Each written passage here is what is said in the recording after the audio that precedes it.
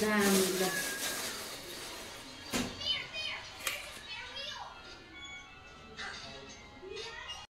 आज चाहिँ भुटन बनाइरहेको छु। हजुरले पनि यसरी बनाएर खानु होला है।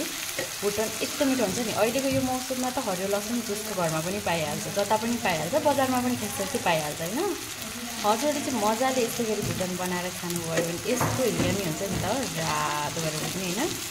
अनि लाग्छ कतिपयजना साथीले चाहिँ भन्नुहुन्छ ए रातो नै हुँदैन मसला लागिहाल्छ भनेर। सुरुमा चाहिँ मसला नहाल्नु होला के। हजुरले सुरुमा चाहिँ मसला नहालिकन बनाउनु पर्ने हुन्छ। त्यसपछि लास्टमा फ्राई गरिसकेपछि हाल्नु। आमा यस्तो दामी हुन्छ कि हेर्नु न, हेर्दै खाऊ खाऊ खाऊ लाग्नु पनि त लाग्नु। यति मिठो भएपछि त नखाऊ भनेर हुँदैन कि। हजुरलाई मुखबाट पानी आइसक्यो होला। यसमा चाहिँ मैले एड गरेको छु अरू केही पनि होइन, जिराको धुलो, अदुवा लसुनको पेस्ट, अनि त्यसपछि थोरै नुन राखेर स्वादअनुसारको नुन थोरै राखी त्यसपछि अनि मजाले लसुनलाई माथिबाट फर्किदिएर यसलाई चाहिँ मजाले गर्दैछ म फ्राई गर्न सक्नुहुन्छ। र अब काम गर्दै क्यामेरासम्म बढ्नुहुन्छ, त्यसो गर्दाखेरि थोरै हल्किन पनि सक्छ है गाइस। माइन्ड नगर्नु होला। भोलिको च्यानलमा देख्न सक्नुहुन्छ आजको भिडियो पनि मजाले हेर्नुभयो होला, स्वाद पनि लिनुभयो होला, मुखबाट पानी पनि आइसक्यो होला। खाऊ मजाले।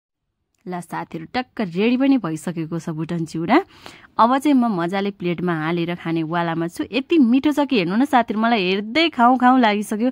हेर्दै भन्दा पनि बास्नाले नै खाऊ खाऊ लागिसक्यो। अब चाहिँ ढिला नगरी हामी पनि खान थाल्छु साथीहरु। र हजुरहरु न्यू हुनुहुन्छ, फर्स्टचोटि मेरो च्यानल भिजिट गर्दै हुनुहुन्छ भने please channel subscribe and video like and share गर्न पनि नबिर्सिनु होला साथीहरु। हजुर माझमा यस्तै भिडियो लिएर आउने नै छु आगामी दिनहरुमा पनि। यसको लागि चाहिँ हजुरहरुले मेरो च्यानल सब्स्क्राइब गर्नुपर्ने हुनेछ।